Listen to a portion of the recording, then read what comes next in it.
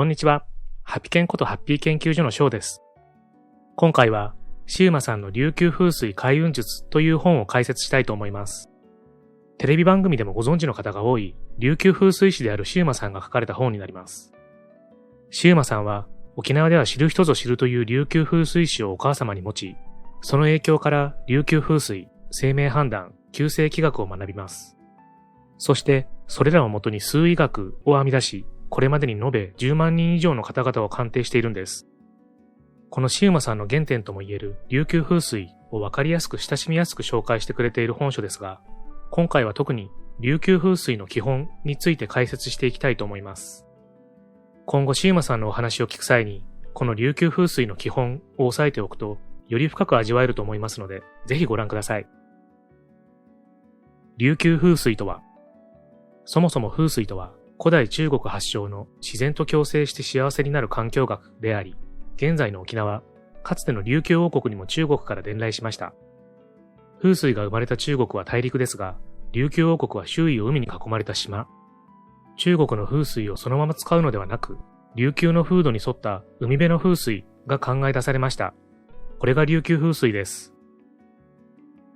中国から伝来した風水は、いわゆる攻めの風水で、主に戦に勝つため、領土を広げるために活用されてきました。対して琉球風水は守りの風水、国家の繁栄や城づくり、町づくりのために使われた技術で、海や川、山などそこにある自然環境と、その土地で働く人々を見て、人間と自然がうまく共存するにはどうすればいいかを考えました。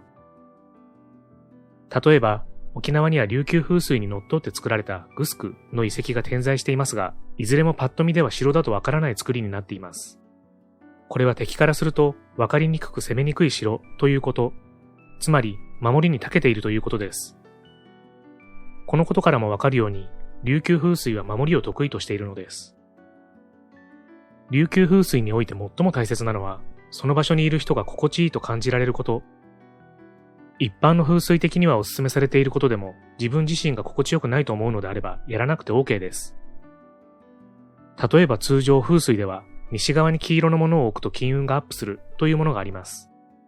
確かに金運アップにつながるのですが、そもそも黄色が好きでなかったり、その他のインテリアと合わないなど、気持ちが乗らない、嫌いかもというネガティブな感情が強くなる場合はない方がいいのです。無理をすることは琉球風水的に NG。ここで頭を悩ませるくらいなら、好きな色やお気に入りのアイテムを選んだ方がいいのです。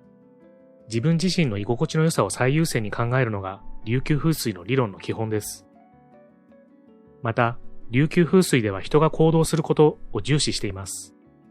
行動することは気を動かすこととなり、気を動かすことで運気が変わるという考え方です。この自然のエネルギーである気は目に見えないものと思われがちですが、実は目に見える形で私たちの前に現れています。例えば、天気、気温、湿気など、これらの言葉にはすべて気がついています。数値化することで自然の中にある気の動きがわかるという一つの例です。その他にも人気、雰囲気、元気、病気など、気は様々な形で私たちの日常に溶け込んでいるのです。ここで一つ、いい気を自分の中に取り入れる方法をご紹介します。それはとても簡単で、歩くとき、時々後ろを見ること。これは、後ろの方向に気を使うという行動です。自分自身に余裕がなければ周りにも配慮ができないように後ろを意識できるというのはそれだけあなた自身に気のゆとりがあるということ。また日頃やらない後ろを見るという行動をすることであなたの生活に一つの変化が生まれます。琉球風水は動くこと、行動することを重視していますから、こうした小さな変化を起こすことが開運につながっていくのです。そんな琉球風水における色の考え方をご紹介します。私たちを囲む自然界はたくさんの色で溢れています。空、海、植物、土、石など。琉球風水において色は単に光の波動というだけではなく、